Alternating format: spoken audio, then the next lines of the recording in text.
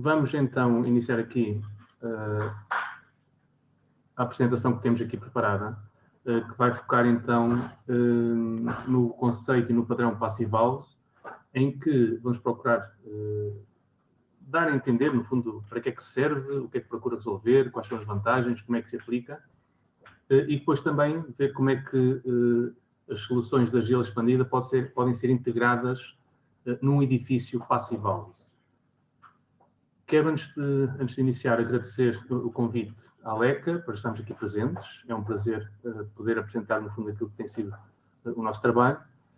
Vou só fazer aqui uma breve apresentação. Portanto, a Cecília já tinha referido.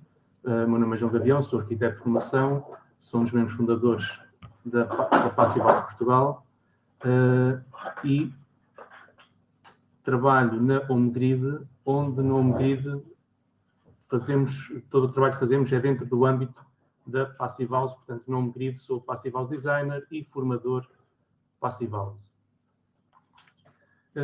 Só explicar como é que, no fundo, o conceito surgiu em Portugal. Portanto, foi definida uma estratégia entre a HomeGrid e o Passivals Institute para implementar o conceito em Portugal, que passava pelo seguinte: primeiro passo, construir o primeiro edifício certificado. Segundo passo, monitorizar o seu desempenho, uma vez que era a primeira implementação numa realidade diferente da realidade do centro da Europa, em Portugal.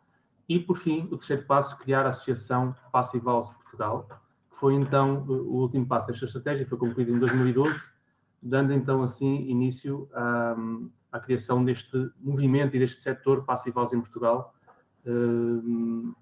que tem estado a ser fortalecido desde então. O Passivals Institute é a entidade que faz a gestão e desenvolvimento do padrão, está sediada em Darmstadt, tem uma filial focada na parte de sistemas de equipamentos em Innsbruck, na Áustria, e comunica com o mundo através do International Passivals Association, ao qual o Passivals Portugal está ligada, procurando fazer, no fundo, a ligação ao setor nacional. Okay? Vamos começar só por procurar identificar, então, qual a necessidade que encontramos no parque edificado em Portugal.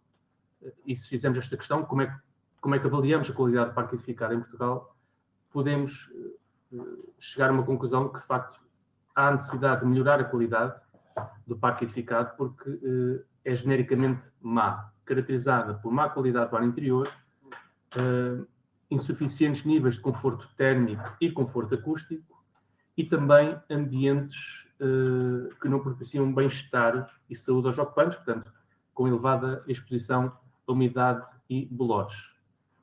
Sabemos que, em termos de desempenho de energia, os edifícios em Portugal representam cerca de 30% de todo o consumo de energia no país, sendo que dessa parte, a maior parte é energia utilizada em edifícios residenciais. Portanto, apesar de estarmos distantes das médias europeias, há ainda aqui um grande potencial de poupança. Sabemos que grande parte da população não tem capacidade financeira de manter as suas casas com níveis adequados de conforto térmico. Sabemos também que a exposição a ambientes úmidos, com presença de bolores, está muito presente nos ambientes que habitamos em Portugal.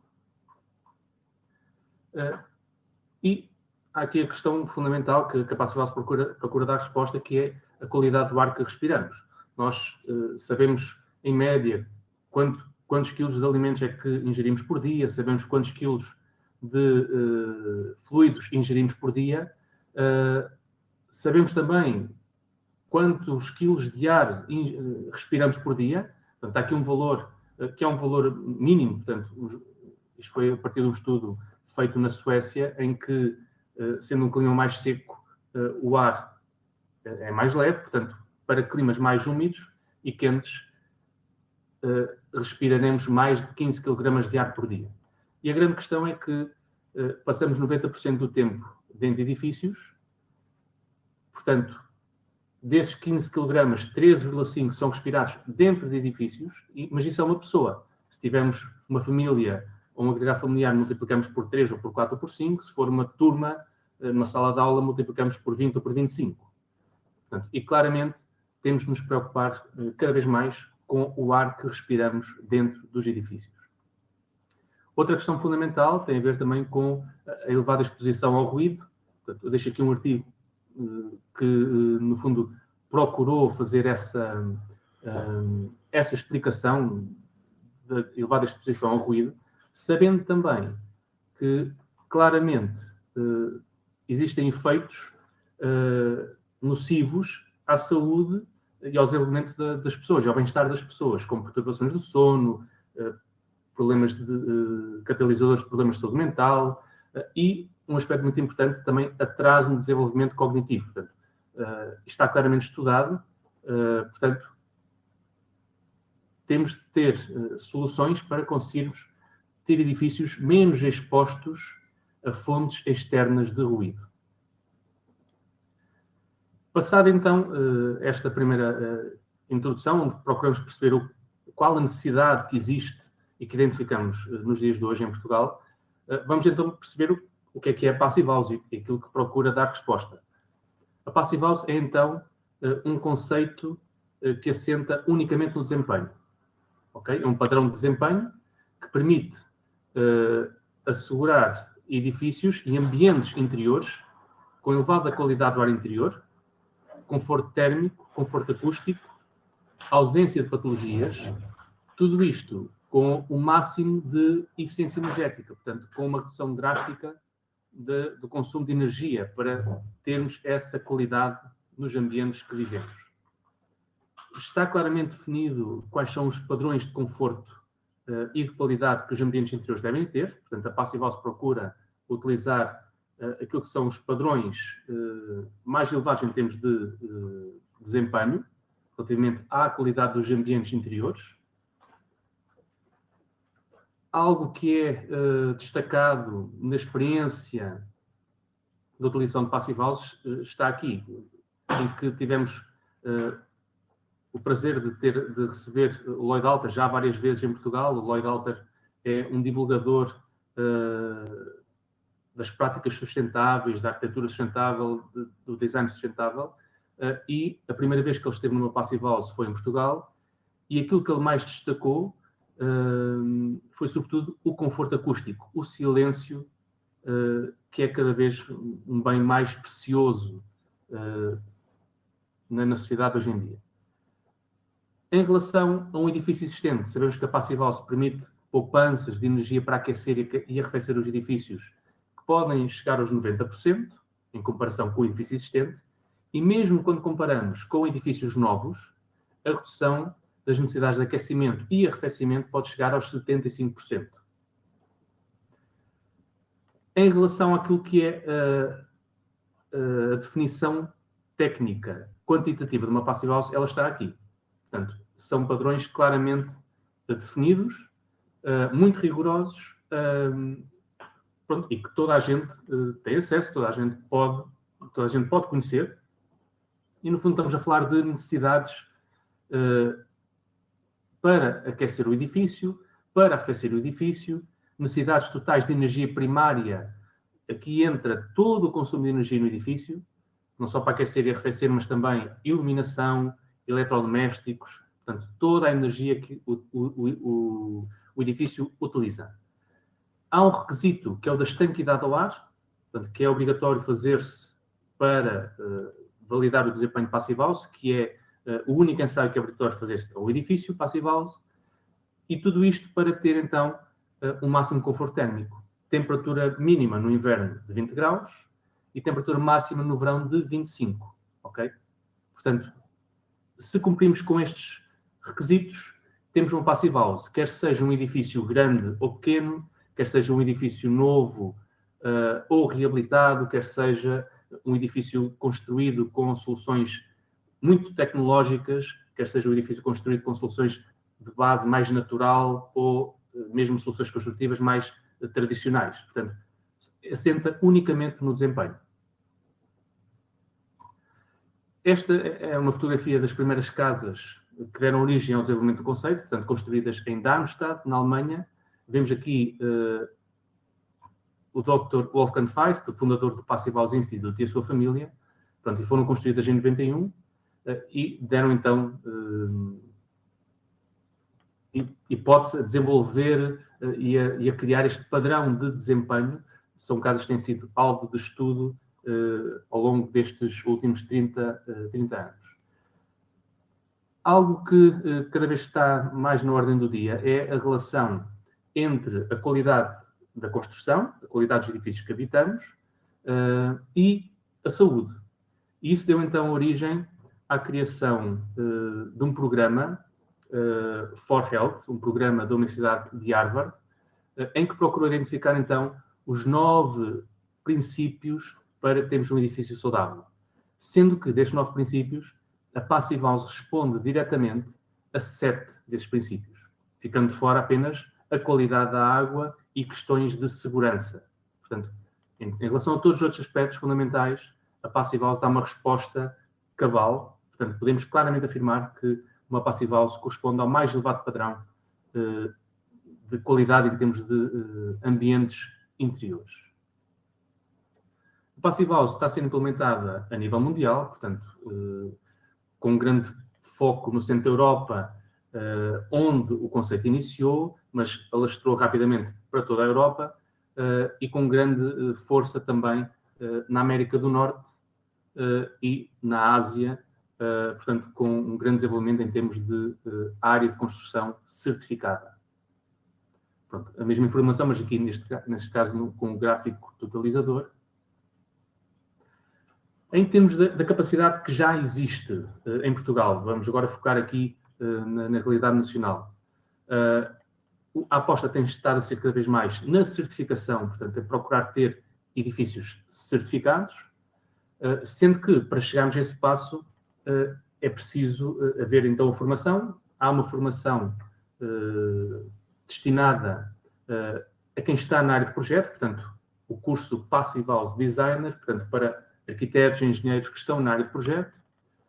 Temos uma formação destinada a quem está em obra, portanto, para construtores, técnicos que fazem acompanhamento da obra, arquitetos que fazem acompanhamento da fiscalização de obra, aplicadores, instaladores, um curso de componente mais prática, sendo que ambos os cursos são cursos oficiais do Passive House Institute e é formação também certificada pela DGERT. Aqui temos o crescimento dos profissionais certificados em Portugal, pronto, com cada vez uma maior capacidade de dar resposta ao crescimento também do conceito.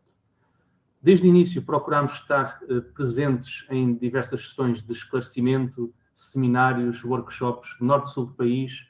Depois passámos muito pelo online a partir de 2020, a partir da altura da pandemia, mas temos essa disponibilidade e essa vontade de continuar a fazer este tipo de sessões de esclarecimento. Procuramos utilizar também o site da Passive House Portugal como um repositório de soluções. Temos, então, no nosso site, distribuídos pelos diferentes setores da construção, mais de 60 soluções dos parceiros da rede Passive House em Portugal. Estamos a falar aqui das grandes empresas que fornecem produtos e soluções, nomeadamente a LECA, que pertence ao Grupo Saint-Gobain. E temos o grande evento anual, que é a Conferência Passive House Portugal, que se realiza sempre em Aveiro. Já realizámos 12 edições. Só ver aqui rapidamente aquilo que procuramos trazer para a conferência, em que temos oradores nacionais e internacionais em apresentações no grande auditório. Procuramos ter uma exposição onde temos os parceiros da rede Passive House a apresentar as suas soluções e os seus produtos adequados à Passive House. E depois também ter workshops onde temos apresentações de projetos, demonstrações e ensaios que são necessários para uma Passive House e apresentações das marcas, também algumas com uma grande componente prática. A próxima edição está marcada, é 21 e 22 de outubro, é de entrada livre, estão desde já convidados. Nós vamos fazer o lançamento nos próximos dias, portanto, estejam atentos e podem desde já reservar o vosso lugar.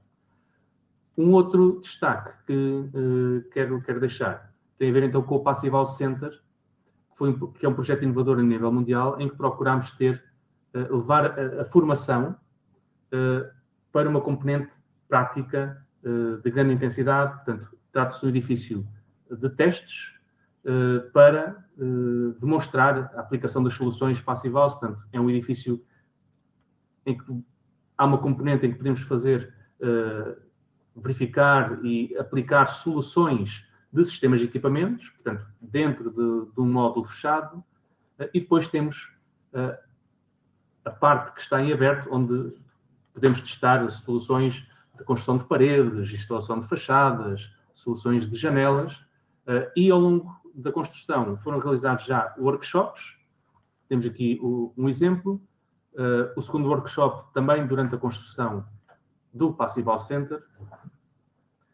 Aqui o terceiro workshop com a aplicação do pavimento radiante que está em utilização.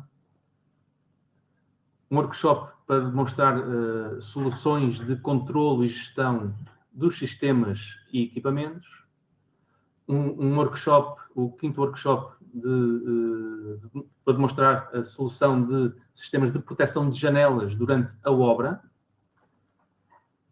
E, mais recentemente, já com o Passivhaus Center concluído, o sexto workshop foi realizado procurando trazer as empresas a trabalhar em conjunto para demonstrar diferentes soluções de envolvente do edifício. Okay?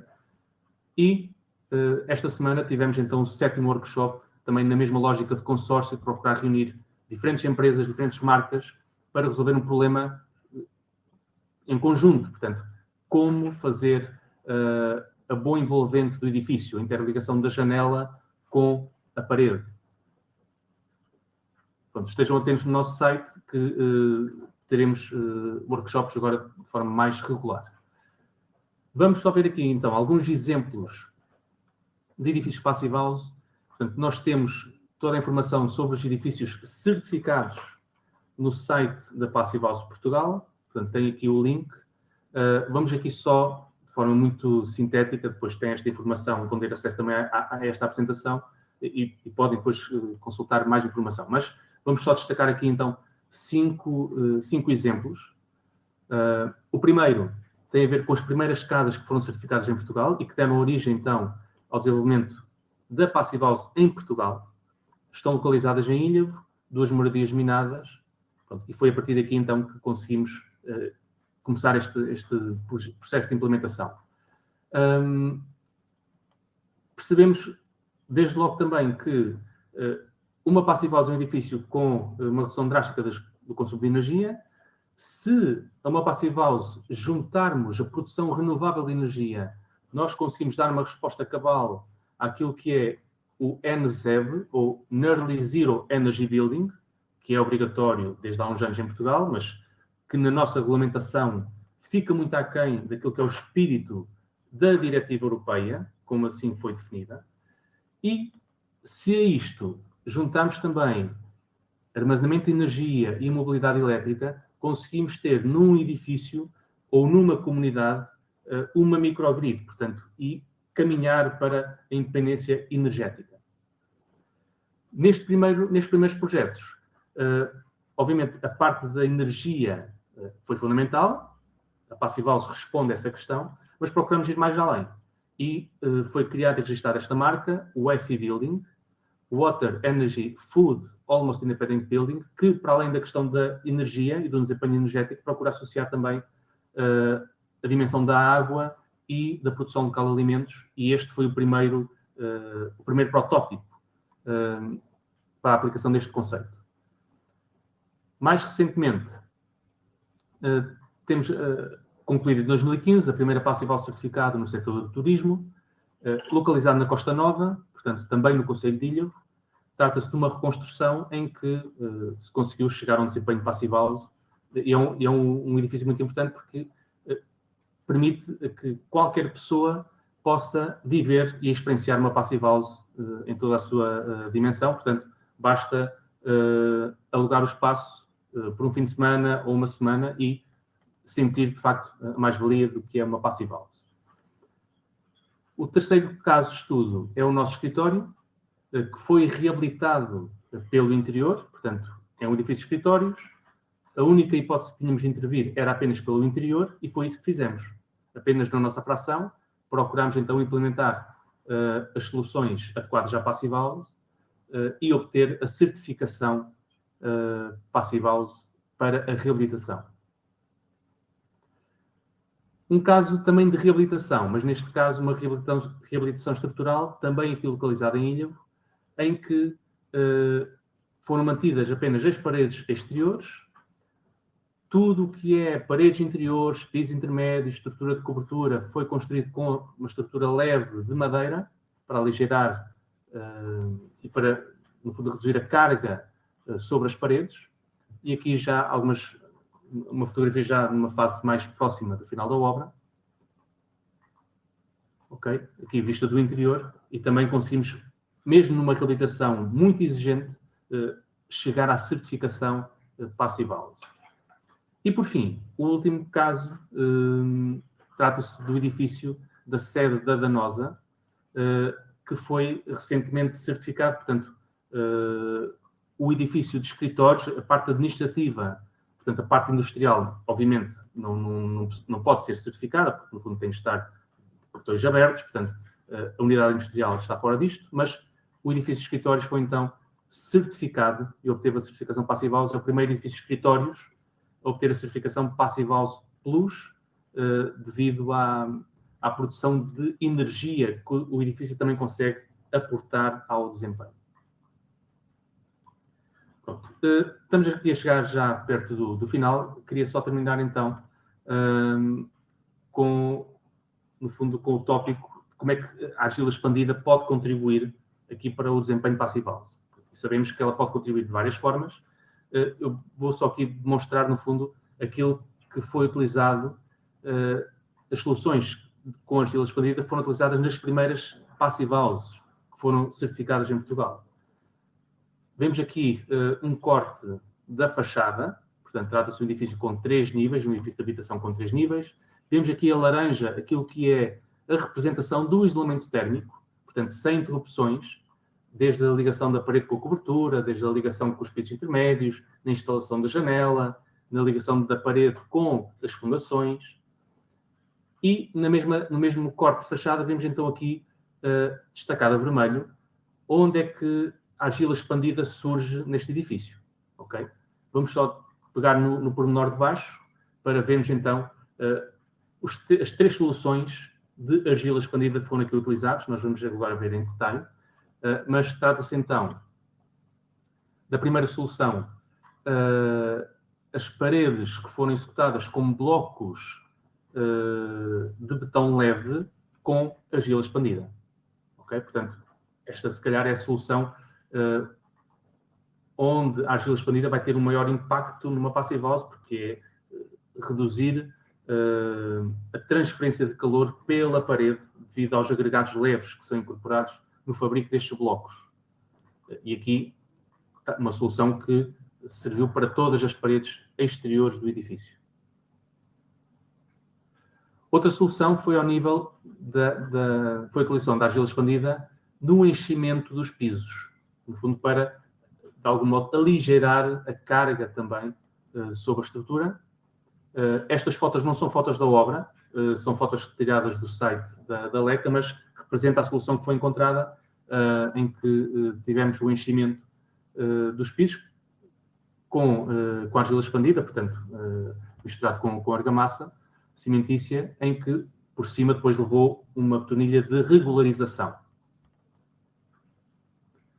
E, por fim, a terceira aplicação da argila expandida neste projeto tratou-se da execução da vala drenante perimetral do edifício, que teve aqui um contributo muito importante para conseguirmos fazer a recolha da água das chuvas, não só da cobertura, mas também das fachadas.